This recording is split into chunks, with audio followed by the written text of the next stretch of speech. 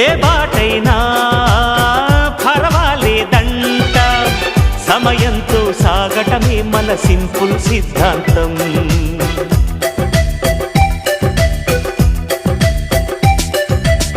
చిరుగాలికి పరిమళమిచ్చే సిరిమల్లెల వనమై ఉందాం, గగనాన్ని నేలను కలిపే హరివిల్లుల వంతెన అవుదాం.